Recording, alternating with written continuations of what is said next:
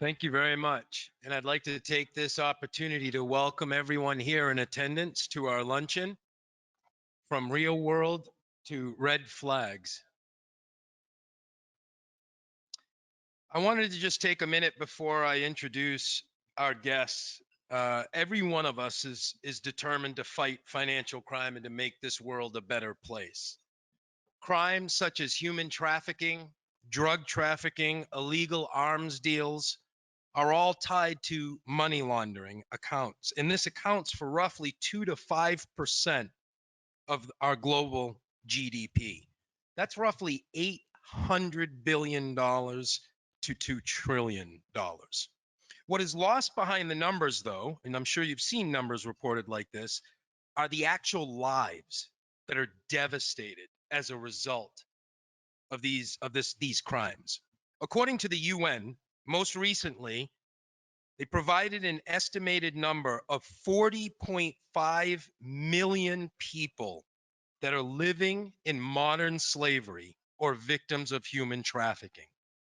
40.5 million people. That's 1 in every 185 people that is either being human trafficked or a victim of modern slavery. I am honored, humbled, and privileged to introduce you to our speakers today. Tamiya Nagy, who will share her story of survival. Tamiya is a best-selling author of and internationally recognized human rights activist and entrepreneur who came to Canada from Hungary, Budapest at the age of 21 to work a summer position as a nanny or general worker in order to keep her family from losing their home. Tamiya's employers, however, turned out to be international human trafficking ring, and she became a victim of international sex trafficking for 3 months. Tamiya has inspired and created numerous national, international, and global initiatives. She was also a commissioner from 2018 to 2019 on the Financial Sector Commission on Modern Slavery and Human Trafficking, a UN initiative. Tamiya is also an active council member on the International Survivors of Trafficking Advisory Council, launched by the OSCE, the Office of Democratic Institutions and Human Rights, out of Europe. Her memoir, Out of the Shadows, became an instant bestseller, and we're pleased to be able to give everyone here in attendance a copy of her memoir. Tamiya couldn't make it to Vegas, unfortunately, due to the COVID restrictions in Canada still. So for today, we're taking you all to Tamiya live in Toronto. And just before I turn it over to Tamiya, let me just play this quick video for you to explain a little bit about her organization. Tamiya's Cause Social Enterprise was founded by survivor of human trafficking and global advocate Tamiya Nagy. Tamiya's Cause works to create sustainable solutions for education and victim support. Over the last 10 years, Tamiya's Cause has become a global educational agency that has delivered high-level online and offline educational content for public and private sectors around the world. Become a part of the solution by helping us to reach our goal. By becoming a monthly member of our online community, for $14.99 you will be sponsoring the healing process of survivors of this terrible crime. Your investment will go towards the development of TC Lemonade Stand, a first-of-its-kind online educational resource for survivors of human trafficking, where they will have access to mentoring, peer support, and courses on reintegration. You will also receive a 15% discount on all of our online courses and unlimited access to our online library of educational content. But most importantly, you will support Tamiya's Cause ongoing efforts to help survivors heal, reintegrate, and have a second chance in life. Subscribe to become a member today at tconlineinstitute.com. Thank you so much. I'm so excited to be here with you guys and Truthfully, I'm so sorry I couldn't make it in person. I hear that you guys have the best room and the best lunch. I can literally smell it all the way here. Such a privilege to be here with you today. And I would like to say a heartfelt thanks to Tookitaki and your incredible team for wanting to bring the survivors' voices into this very, very important conversation. And for that reason, I didn't came alone. I have Tomasz Miko and Elizabeth Kitos with me, and I will introduce them to you just in a second. But I just wanted to start with telling you a little bit about my story because, as Jason said, human trafficking and the stats are stats. These are just numbers, and I know most of you as AML investigators are used to investigate, looking through your computer and doing the best you can to send up those SDRs and flag all the financial crimes as you can possibly do. But we are here today to tell you what happens behind those transaction flags. We would like to walk you through our journey just a little bit so that you can feel an emotional connection to us, even though if you never met us, and you're probably never going to meet us. And I know that most of you, even though you send out a lot of reports, you never hear back what happens, but we are here to tell you what could potentially happen when you send off those reports. So it's an honor to be here. My name is Tamiya, and I am a survivor of human trafficking. And as you heard earlier, my story started about 22 years ago when my family came to a place financial where we almost lost our entire home. And obviously, it would have been absolutely devastating to become homeless. I was 21 years old. My mom was in and out of the hospitals. My brother was in the Hungarian army at the time, and it was up to me to save us. And so I answered an ad. I didn't really know much about the world, so I answered an ad. I came to Canada only when I arrived to Canada is when I realized that this isn't going to be a nanny or babysitting job. I'm going to actually have to work in strip joints and do sexual related work, which it was a huge shock to me. I didn't speak the language. I was far away from home. I was fed once a day. I went down from 125 pounds to 89 pounds in 2 weeks. And if those of you who think it's not possible, it is 100% possible when you eat once a day, when you're on stage and you're constantly moving, it's not possible. Don't worry, I gained it all back, pound by pound. And when I do that, every time I gain a pound, I just say, this is where you traffickers, you can't take my pound away from me. But that was me before I was trafficked. And that is me after. That was literally 2 weeks after I escaped. So you could just take a look at that face. And for those of you who think, oh, did she have to take drugs or anything? Good thing that my traffickers actually didn't force me to do drugs. But that is just pure trauma on my face. I didn't do drugs. I didn't drink alcohol. That's what happens in less than 3 weeks, actually 2 weeks, to a human being whose freedom is completely taken away. So we become basically the ghost of society. And the biggest myth and the biggest problem about victims of human trafficking is that they don't even know that we are trafficked while it's happening to us. So it really is up to society, law enforcement service providers, and the financial sector to help us, to get us out of the situation. So why do I have an elephant on my screen, you might ask? Well, I just want to quickly explain to you the invisible chain that happens to us while we are trafficked. So I said I was trafficked. I was in the motels. I was taken to clubs. I was working 20 hours a day. Why didn't I leave? Was I chained to my bed? Absolutely not. Most of the time, not every time, but most of the time in human trafficking situations, there's no chains. The chains are in our brain. We call it the invisible chain. So what happens is when for 2 weeks, 3 weeks, you are constantly told what to do, your freedom is taken away, you're not allowed to eat or drink, you're not allowed to think for yourself, you have to go and make money, and you work 20 hours a day, you have no nutrition, you don't sleep, you're sick. What happens is you believe anything they tell you, especially when you don't even know your whereabouts, and you don't actually have to be a foreign national. And we will talk about Elizabeth talked with Elizabeth shortly, who speaks fluent English in the United States when she was trafficked at a young age.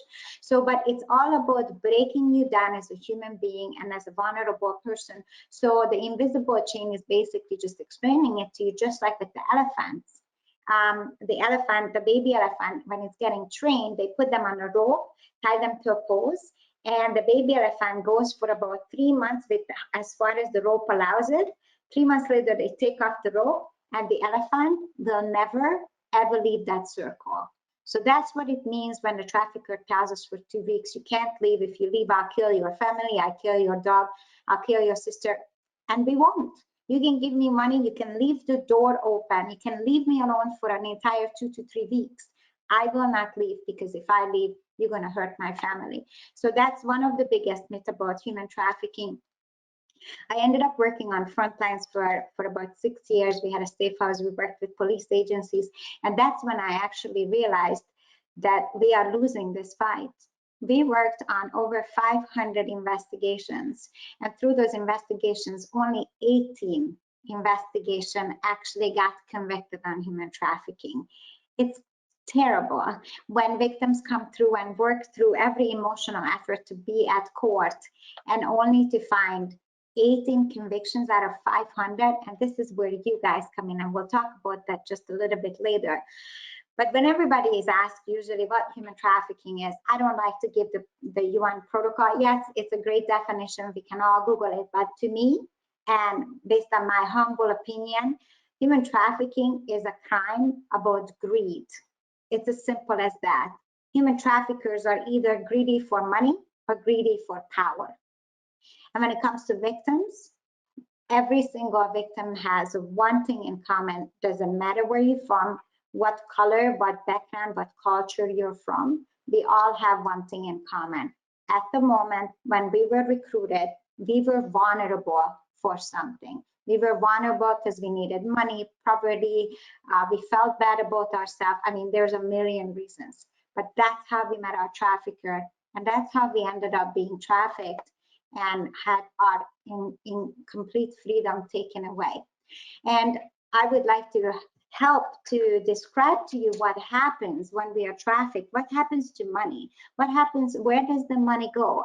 How do we end up making money? And where does the trafficker ends up spending that money? What type of traffickings there are? So today I thought I invite two incredible educators at TC Online Institute, but they also have their own thing going on to have this conversation. So quickly, I would like to introduce you to Elizabeth Kitos, who's joining us from California today. Hi, Elizabeth. Thank you so much for being here.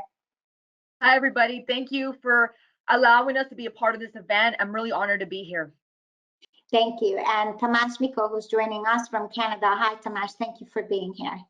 Hi, everybody. Thank you for inviting me, and it's a really big honor to be here and share our knowledge and experience with others. Thank you. I'm going to start with you, Tomasz. Tomasz, you have singly taken down the first largest human trafficking ring in Canada. It was 10 years ago. Can you please tell me just a little bit about how did you end up in Canada and how much money did you end up making for your traffickers? Okay, so originally I'm from Hungary, and I was 24 years old when I was recruited by my traffickers through their relatives, whom they lived in the same town as I did.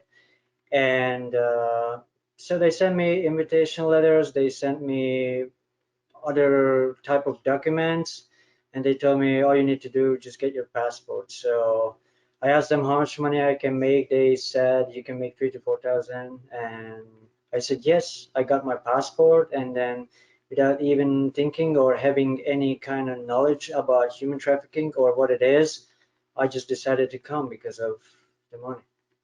Thank you, Tomasz.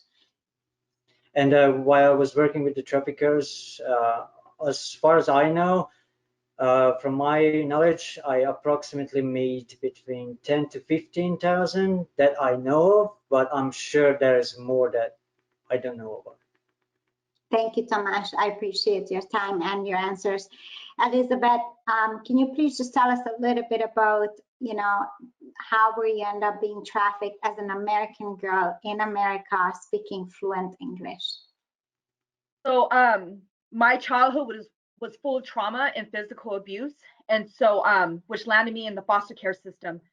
And because I was in a foster care system, and I also fell through the cracks through the system because the parents I was placed with was also abusive. I fell through cracks in a lot of areas, and so eventually I ended up meeting an older man, and he came in a boyfriend version, and it was like we call it Romeo pimping, and that's how I was lured into trafficking because I was looking for love. I was looking for somebody to take care of me and be there for me and love me. And like I said, I fell through the cracks in a lot of areas. And so I ended up meeting my second trafficker, which is a female. And a lot of people don't think females can be traffickers, but that it can happen that way. And so when I was with these two traffickers, a lot of the money I didn't see. They kept the money, but I was being sold to each car, we call it Johns. I was being sold to each person for $60. So it was very low, and my self-esteem was very low. And every time I was being sold to each car, each shack, I want to say like every piece of my soul broke, right? And so I know at one point that where my traffickers will take me to the projects to get drugs, and then I'll become a mule for them. I will hold on to the drugs inside areas of my body. And that's where I knew the money went. But I ended up meeting my third trafficker. And so this is where a lot of people don't understand that labor trafficking comes to play. So I was a runner. I was a drug trafficking runner. And so he would have me give me a large amount of dope to sell for him. I would sell the drugs for him, bring him back his money, and I was always in debt with this man. And so and that's also a form of trafficking. So, and this is I was on autopilot. This is what survival looked like for me because I didn't know any other way to survive. So I was selling drugs for this man, and he was collecting all the money. He was connected with the biggest gangs in San Francisco because this happened in San Francisco. And so that's where I believe the money went. I was bringing him about $5,000 a week up to $20,000 a month.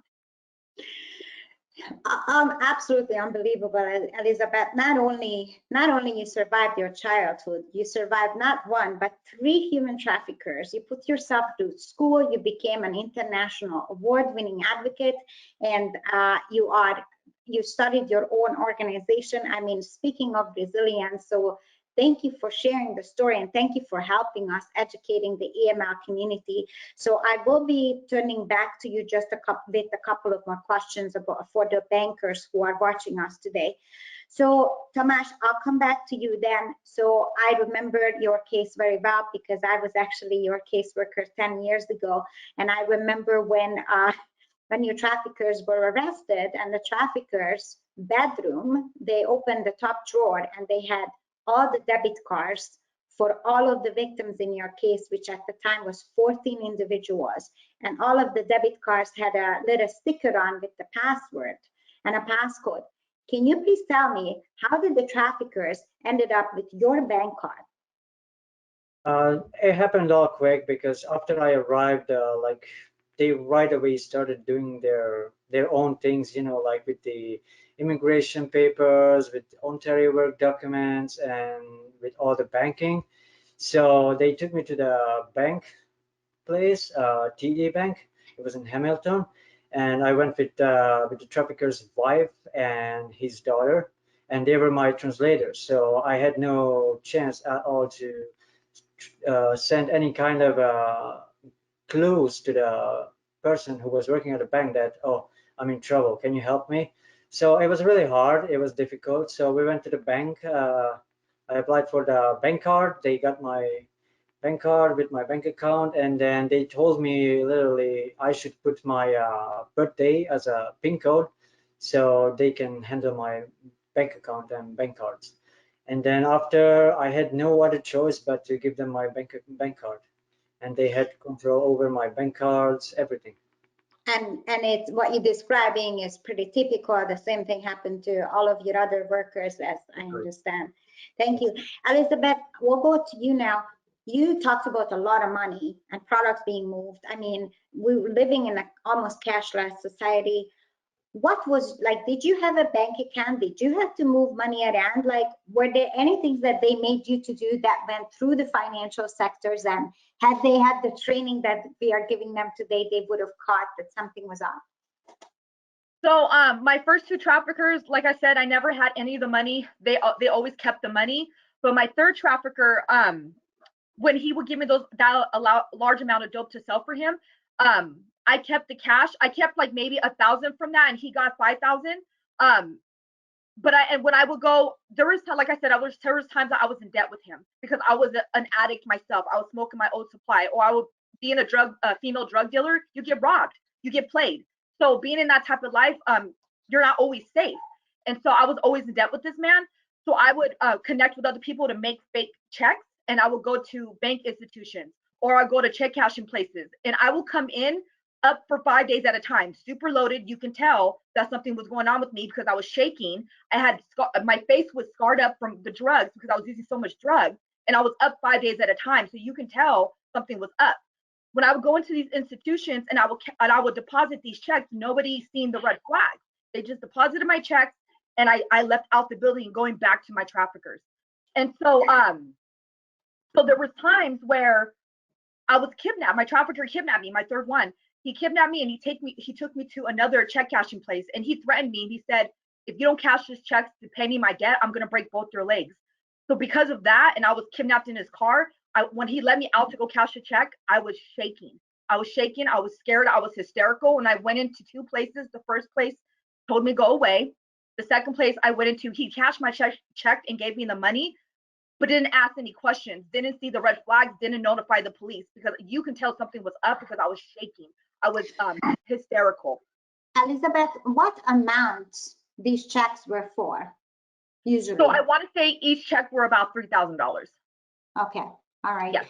Thank you so much. Thank you for that answer. Like, definitely eye-opening. And the last thing, we're going off a little bit from the script, but it's amazing because you're giving such a great content. So the last thing I always say to AMR investigators is that when you're looking at flags, or the transactions telling a story. And we do a lot of training, and we're gonna do a lot of training in the future with Tookitaki as well. But the transactions are telling a lot of stories. But there's one thing that nobody is paying attention to, which we always say, it's not always about what's on the transactions. It's about what's not on the transactions. Let me explain. Tomasz, Elizabeth, and myself, we were ghosts of society. We didn't have a home. We didn't have a regular life. We didn't go out to dine. We didn't go to our local store. We don't have a rent. There's so many things we don't have that would indicate a regular life. So Tomasz, just in few words, can you please describe me your life while you were trafficked? Like, if you did have your bank account, would you have any purchases that would have indicated that you had a regular life? Did you go out for lunch? Did you go out for dinner? Did you guys go out and see a movie? Was there anything like that? Would have been anything like that on your account if you had access to your account?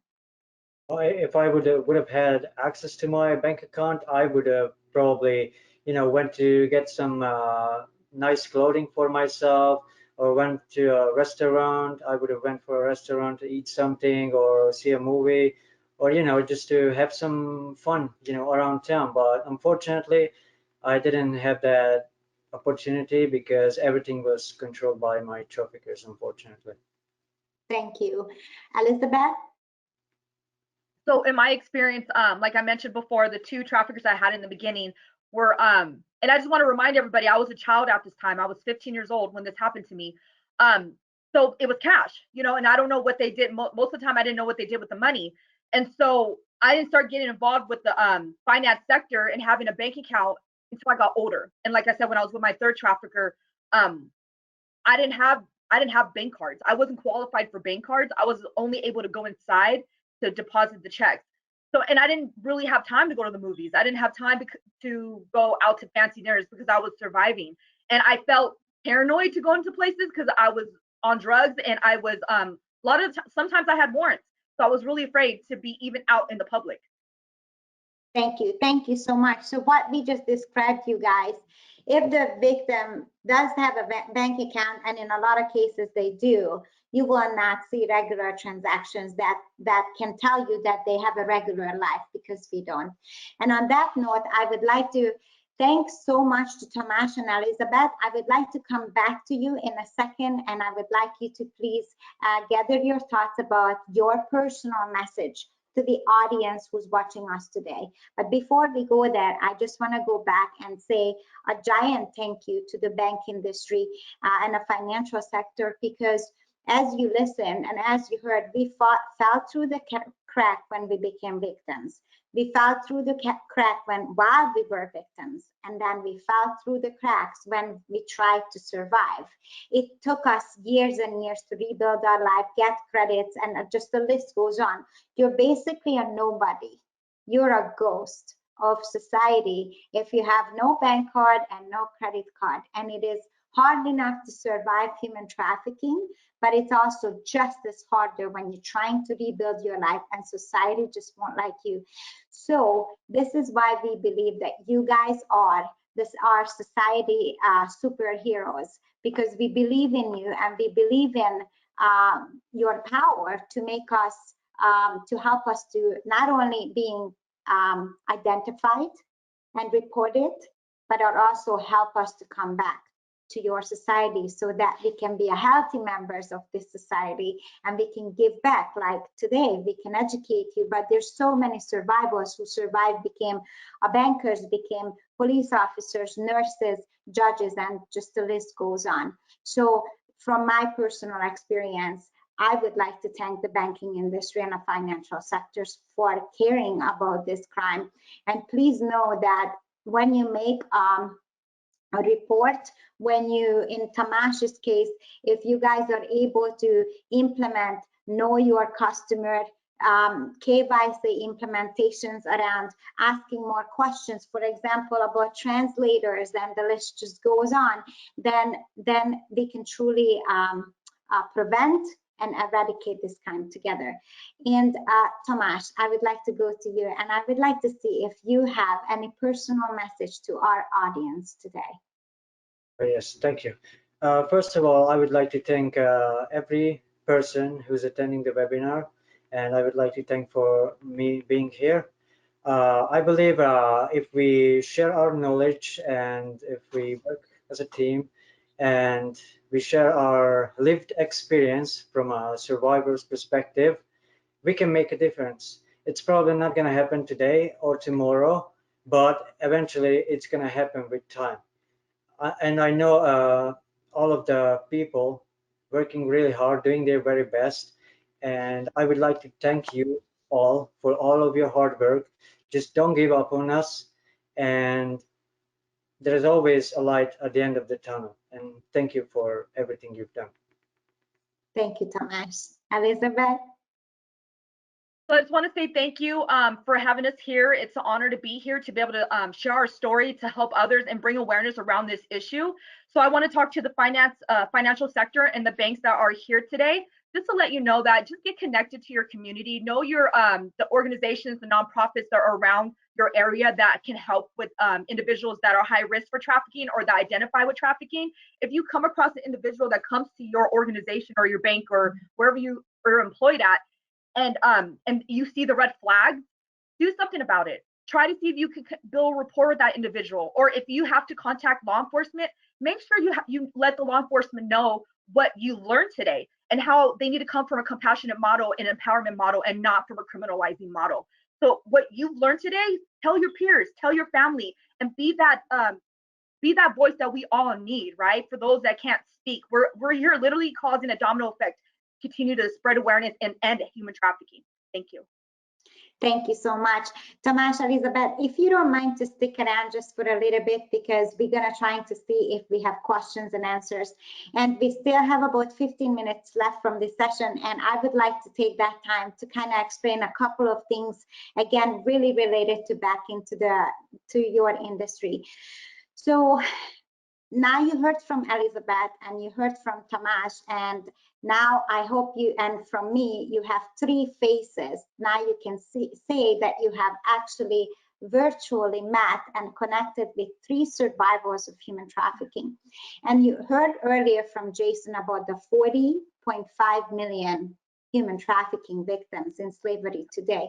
So I would like to put something in perspective for you, because this is a seminar and a conference for the financial sector, and I believe you all love numbers. So here are some numbers.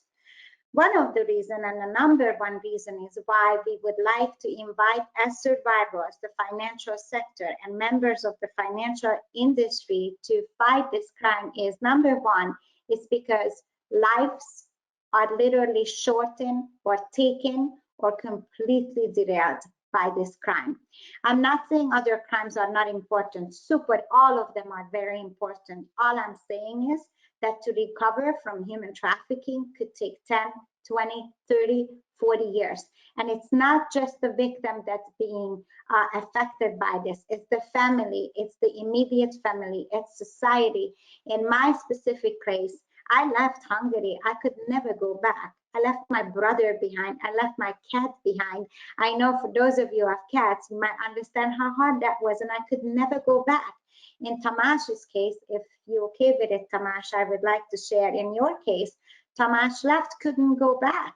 But when the court started, the traffickers said they're going to go and get his entire family and kill them. And they were going to torch his home with all of his siblings, his parents, and his dog, a German Shepherd. And to this day, something that absolutely breaks my heart is that, yeah, we were able to get Tamash's family out in the middle of the night with undercover police officers, but they couldn't bring the dog. I know it's silly, but in a grand scheme of things, yes, the family was safe. But even that, the family arrived, everybody came with 1 bag of clothes and belongings. They left everything behind. And to this day, they are in Canada and they are safe. They are safe. But can you imagine? They left their culture, their relatives, the Hungarian language, everything that they knew. They just had to up and go to stay safe. And yes, Canada is a great country, but it's not what we had in mind. We had dreams and hopes. In Elizabeth's case, you know, her entire childhood was destroyed by the system. And eventually, the traffickers came, not 1, not 2, but 3. And eventually, she is still trying to go back and help the system, the very system that let her down, which is absolutely incredible. But we are still growing. We are still healing. I'm 44 years old. And believe it or not, I'm going to get my first car next week under my name, and I'm shaking like a leaf if I'm gonna get approved. Still, like literally, I'm sick to my stomach. I don't know if I'm gonna get approved. I'm 44 years old. And it's just every time when it comes to banking and stuff, I am still traumatized talking to banks myself. Not in conferences, but when we have to make those calls. Tomasz just got his very first car loan. And I don't know, Elizabeth, about you. I haven't been able to kind of talk to you about it, but it's a long recovery. So it's not just about pulling victims out of being victims. It's about potentially preventing it, right? And this is why transaction flags, this is why the KYC flags, this is why organizations and companies like Tookitaki is playing a huge role. And no, they did not pay me to say that, but I have seen the difference that companies like Tookitaki can make in the fight against human trafficking, because I know what happens to us when it doesn't get caught on time. So back to our numbers. So there's 40.5 million Tamash, Elizabeth, Tamiya, and the list goes on out there whose life is being interrupted, taken, or cut short, or our dreams are taken away. But if you look at, other than the number one reason why we should really take care of this crime is because of the lives are being interrupted. The second reason is, here's some numbers. How is this affecting our communities? There was a research done with our survival group, Walk With Me. They had 300 victims. They took each and every victim's life from start to present day, and what they survived and the services that they needed, and how much they were relying on a system, hospitals, prison, and the list goes on, right? Financial stuff, we didn't pay our taxes. One victim, and you're going to be shocked by this, and I hope you're going to get your calculator out once you finish your dessert. One victim cost $385,000 per victim, 385,000 to 780,000, depending on how much help they need from the system to recover or to go through the system through life. If a victim gets victimized at 15 and there's no help, and she or he goes through life being a victim constantly, being bounced back and getting through the cracks until the age of 40 or 50, that costs $350,000 to $780,000 per person to society. And so we have a lot of reasons to get involved. Like I said, money is most definitely not the only one. But when you're trying to talk to your associates, your management, your bosses about, yeah, we should really get on it, it's not just about regulation. It's most definitely about the amount of money and heaviness it puts on society, but also number one reason is because of the lives that are being affected. And honestly, the fact that you as financial investigators have the power to stop something like this, it's absolutely mind-blowing. And I tell you why I say that you have the power. And this is my last story, and then we'll go to question and answers. We did a case 7 years ago here in Canada. It was a domestic sex trafficking case, and I don't want to get into details, but this individual, this trafficker was, I hate to say this, but an animal, and tortured this victim for 2 years, physically tortured the victim. Somehow the victim worked up the courage to go to court, and Elizabeth can relate to that. They go to court for 8 months, and she is being grilled on a stand. And so it becomes a he said, she said situation. There's no way to prove it because back then the investigators did not use the financial sector power, which is the follow the money trail. So right now it was her words against his. We lost the case. And the judge said to her, Miss Brown, next time, please choose your boyfriend wisely. Miss White, we're really sorry for any inconvenience we caused you as society. Guys, I nearly fell off my chair in the courtroom. It took every bit of me not to get up and yell and scream. What I did do is I actually quit. I quit Frontline, and I prayed to God to show me another way because this isn't working. We cannot put the victims through this anymore. Human trafficking investigation should no longer be a victim-centered crime, which means you need the victim to convict.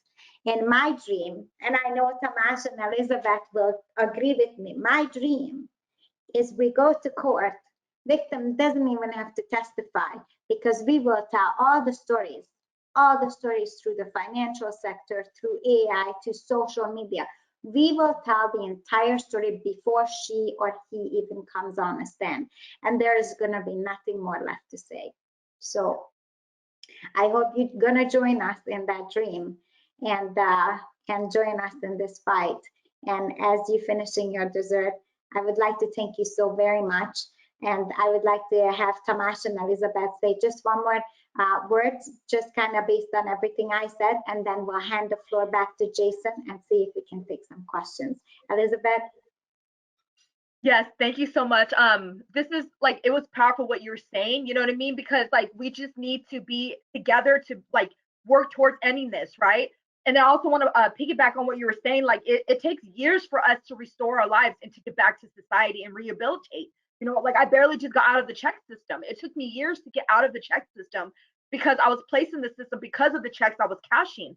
And I barely just got my first bank ATM card. It took me years to finally get that. But it's important that society knows, it's important that banks and institutions knows, like when individuals like us are trying to do something different and we're trying to rehabilitate, be part of that, be part of the solution, not make any more barriers for us to overcome. So I just want to say thank you, Tamiya, for having us here, for starting TC Online Institute. I'm just really amazed on what's going to happen in the future. Thank you. Great. Thank you. Thank you, Elizabeth. The honor is ours. That's all I have to say. Tamash, closing thoughts? I agree with you on what you said about follow the money trail, because I think that's one really important part of the process. And like in my case, there were few guys in with my traffickers who did like taking checks out from mailboxes and going to shops on the weekends because they were saying the banks are not able to properly check those checks, who does it belong to, and these kind of stuff. So I think it's important that we, focus on the money trail and where everything goes and what they're buying, this kind of stuff, and hopefully we can make a big difference in this. Yeah. Thank you, Tamash. I appreciate it. Thank you guys so very much. I'm going to see if I can hear Jason if he has any questions, or the audience. Otherwise, we're there in person, and we just really hope that you enjoyed this conversation. Yeah, Tamiya, can you hear me? Great. I can certainly hear you, yes. Excellent. So before I do see if the audience has any questions, I just want to also thank you, Tamiya. I want to thank you, Elizabeth, and I want to thank you, Tomas, for sharing these inspiring stories that every day as individuals with our roles and what we do, we can make a difference. There is a life on the other end here. There is someone there that when that transaction comes in, or we need to know our customer, or the technology you're using cannot be legacy. It needs to be updated for the times that we're in to identify these types of situations. So Tamiya, on behalf of the entire audience, everybody that's online that has joined us today, Tamiya, Elizabeth, and Tomas, thank you. Thank you so much for not only your bravery and survival, but you're all saviors because now you're helping us help others, and you yourselves are helping them as well. So thank you.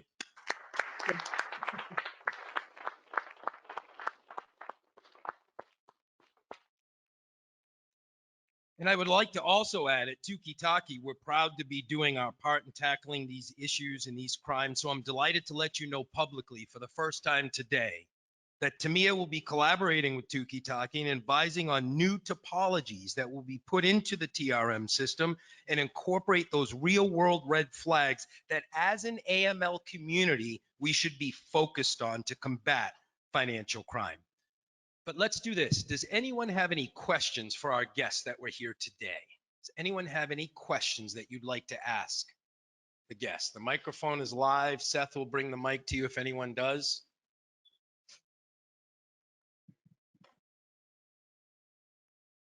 Yes, we got one right down here, Seth, right in the front, right here.